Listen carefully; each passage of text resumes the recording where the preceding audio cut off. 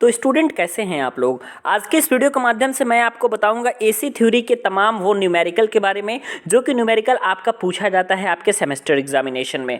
जैसा कि आप पहला न्यूमेरिकल देख सकते हैं कि इसमें इस वोल्टेज की वैल्यू को पूछा गया है, यहाँ से लेकर के यहाँ तक का ओवरऑल वोल्टेज इसका कितना होगा, ये चीज़ें आपसे पूछी गई हैं। आपको तीन कॉम्पोनेंट दिख रहे होंगे, एक तो आपको रेजिस्टेंस दिख रहा होगा, एक आपको इंडक्टर दिख रहा होगा और एक आपको कैपेसिटर दिख रहा होगा।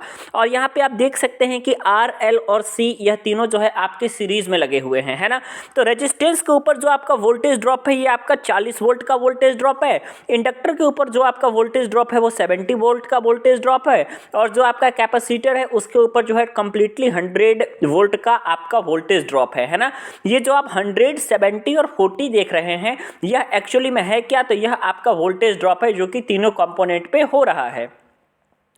अब आपको बताना है कि एक्चुअल में जो है टोटल वोल्टेज यहाँ पर कितना होगा। तो कैसे हम फाइंड करेंगे, कैसे बताएंगे, देखिए सबसे पहली बात तो हमको याद करना पड़ेगा फॉर्मूला। तो जो आपका वो भी का फॉर्मूला होता है, जो आपका वोल्टेज का फॉर्मूला होता है वो होता है आपका अंडर रूट में VR² plus VC minus VL का होल स्क्वायर, है ना। ये VL माइनस VC यहाँ पे हमने लिख दिया है, ये डिपेंड करेगा स्टूडेंट की किसकी वैल्यू यहाँ पे ज़्यादा है। VR मतलब कि रेजिस्टेंस के क्रॉस वोल्टेज ड्रॉप, VL मतलब कि इंडक्टर के क्रॉस वोल्टेज ड्रॉप, VC मतलब कि कैपेसिटर के क्रॉस वोल्टेज ड्रॉप। तो आपका जो रेजिस्टेंस की क्रॉस वोल्टेज ड्रॉप है वो कितना है आपका, तो 40 है, तो 40 का स्क्वायर हो जाएगा।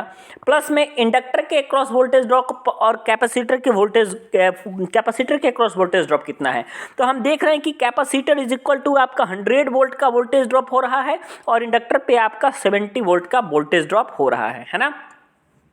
तो यहाँ पे आप यदि V का फॉर्मूला अप्लाई करेंगे तो आपको पता चलना चाहिए कि ये होगा आपका VL माइनस VC, है ना।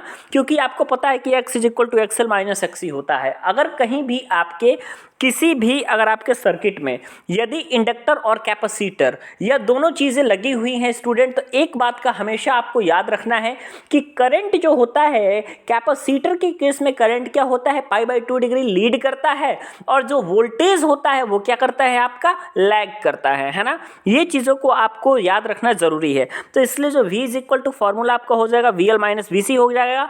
मैंने कर दिया VL माइनस VC का होल स्क्वायर मतलब कि 100 माइनस 70 का होल स्क्वायर। तो ये आपका क्या हो जाएगा 30 हो जाएगा कंप्लीटली, और 30 होने के बाद आप इसका स्क्वायर कर लेंगे। तो अब आप जो है पूरी तरीके से फॉर्मूले पर आप काबू पा चुके हैं। जो जो चीज़ें आपसे पूछी गई हैं वो चीज़ें आपको मिल गई हैं। यानी कि आप यहाँ पे लिख सकते हैं कि V इज इक्वल टू आप 40 का स्क्वायर कर दिए प्लस में 30 का स्क्वायर कर दिए, है ना।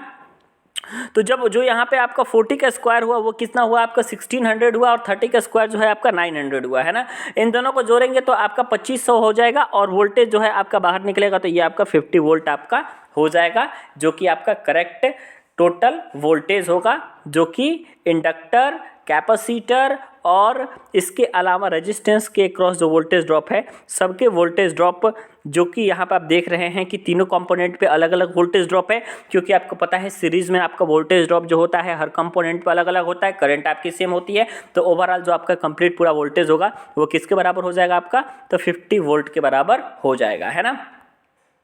नेक्स्ट क्वेश्चन आप देख पा रहे होंगे। मैं आपको बता देता हूं कि इस वीडियो को देखने के लिए सभी स्टूडेंट तो पहले क्या करेंगे कि अपने वीडियो के पिक्सल की क्वालिटी बढ़ा लेंगे।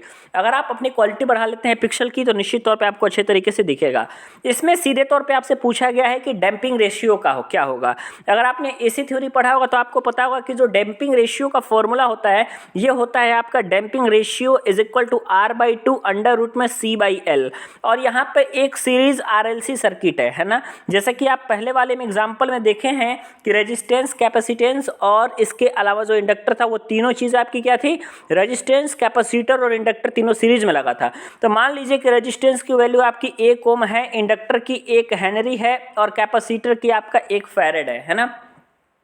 तो जो आपका डैम्पिंग रेशियो होगा वो डैम्पिंग रेशियो किसके बराबर होगा, तो R/2 अंडर रूट में C/L। सबकी वैल्यू 1 है तो आपने रख दिया यहाँ पे। तो फाइनली जो है आपका आ गया है 0.5 और ये जो 0.5 होगा ये क्या होगा आपकी, किसकी वैल्यू होगी आपकी, तो यह होगी आपकी डैम्पिंग रेशियो की वैल्यू, है ना।